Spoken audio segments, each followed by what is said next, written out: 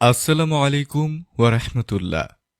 সুপ্রিয় দর্শক মণ্ডলী, আশা করি মহান আল্লাহ রব্বুল আলমিনের অশেষ মেহেরবানিতে আপনারা সকলেই ভালো আছেন। আজকে আমরা পবিত্র কোরআন থেকে ১০০টি শিক্ষামূলক উপদেশ বা বাণী সম্পর্কে জানব। ইসলাম একটি পূর্ণাঙ্গ জীবনবিধান। মহান আল্লাহ পাক এই জীবনবিধানকে পবিত্র কোরআনের মাধ্যমে পরিপূর্ণতা দান করেছেন। আল কোরআনের মধ্যে রয়েছে আমাদের জন্য প্রকৃত কল্যাণ। উল্লেখ্য যে এখানে কোরআনের আয়াতগুলো সরাসরি হুবহু তুলে ধরা হয়নি, কিন্তু একটি কিংবা দুটি আয়াতের মূল যে মেসেজ বা উপদেশ দেওয়া হয়েছে সেটি খুব সংক্ষেপে তুলে ধরা হয়েছে।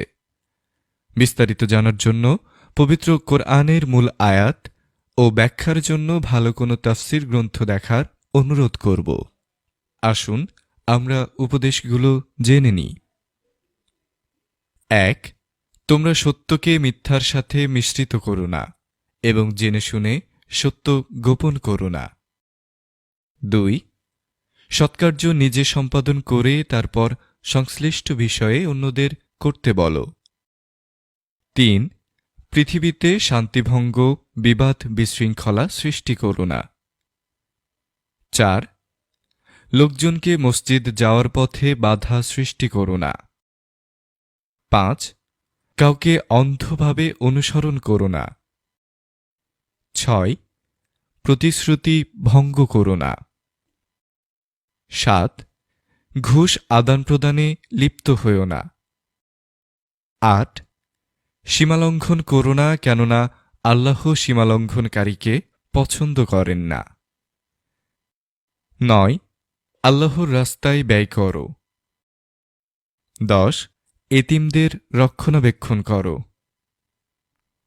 ১১. রজস্রাবকালে স্ত্রী সঙ্গম থেকে বিরত থাকো।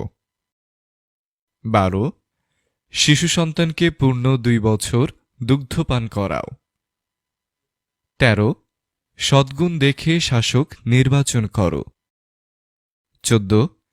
ধর্মগ্রহণের ক্ষেত্রে কোনো জোর জবরদস্তি নেই। ১৫. প্রতিদান কামনা করে দানকে বিনষ্ট করো না। ১৬. প্রয়োজনে সহযোগিতা করো। ১৭. কখনো সুদের সাথে জড়িত হইও না। ১৮. যদি ঋণী অভাবগ্রস্ত হয় তবে তাকে সচ্ছলতা আসা পর্যন্ত সময় দাও। ১৯. ঋণের বিষয় লিখে রাখো। ২০. আমানত রক্ষা করো। ২১. গোপন তত্ত্ব অনুসন্ধান করো না এবং পরনিন্দা করো না। ২২. সমস্ত নবীর প্রতি বিশ্বাস স্থাপন করো। ২৩. আল্লাহ সাধ্যের বাইরে কারো উপর বোঝা চাপিয়ে দেন না, সে তাই পায় যা তার অর্জন। ২৪. তোমরা পরস্পর থেকে বিচ্ছিন্ন হইও না। ২৫. তোমাদের মধ্যে এমন একটা দল থাকা উচিত যারা আহ্বান জানাবে সৎকর্মের প্রতি, নির্দেশ দিবে ভালো কাজের এবং বারণ করবে অন্যায় কাজ থেকে। ২৬. রূঢ় ভাষা ব্যবহার করবে না। ২৭. এই বিশ্বের বিস্ময় ও সৃষ্টি নিয়ে গভীর চিন্তাভাবনা করো। ২৮. পুরুষ ও নারী উভয়ই তাদের কৃতকর্মের সমান প্রতিদান পাবে। ২৯. মৃতের সম্পদ তার পরিবারের সদস্যদের মাঝে বণ্টন করতে হবে। ৩০. সম্পদের উত্তরাধিকারে নারীদেরও সুনির্দিষ্ট অধিকার রয়েছে। ৩১. অনাথদের সম্পদ আত্মসাৎ করো না। ৩২. যাদের সাথে রক্তের সম্পর্ক তাদের বিবাহ করো না। ৩৩. অপরের সম্পদ অন্যায়ভাবে গ্রাস করো না। ৩৪. পরিবারের উপর কর্তৃত্বের এবং অর্থ ব্যয় করার দায়ভার পুরুষ বহন করবে। ৩৫. অন্যের সাথে ভালো ব্যবহার করবে। ৩৬.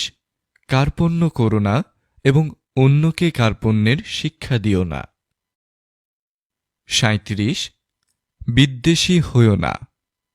৩৮ মানুষের সাথে ন্যায় বিচার করো। ৩৯ একে অপরকে হত্যা করো না। ৪০ বিশ্বাসভঙ্গকারীদের সমর্থনে তর্ক করবে না।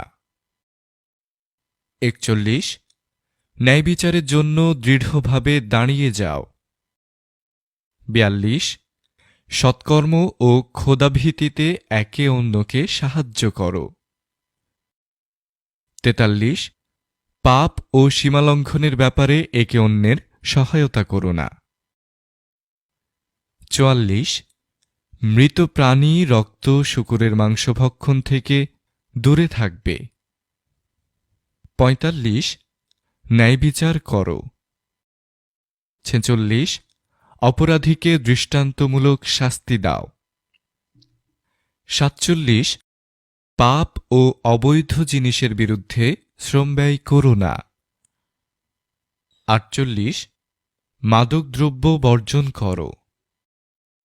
৪৯ জুয়া খেলো না। ৫০ বিভিন্ন ধর্মাবলম্বীদের উপাস্যদের গালমন্দ করো না।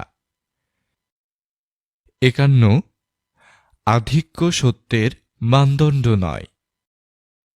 ৫২ মানুষকে প্রতারণা করার জন্য ওজনে কম দিও না। ৫৩ অহংকার করো না। ৫৪ পানাহার করো কিন্তু অপচয় করো না। ৫৫ সালাতে উত্তম পোশাক পরিধান করো। ৫৬ অন্যকে তার ভুলের জন্য ক্ষমা করো। ৫৭ যুদ্ধে ভীত হয়ে পশ্চাৎমুখী হইও না। ৫৮ যারা নিরাপত্তা কামনা করছে তাদের সহযোগিতা করো ও নিরাপত্তা দাও।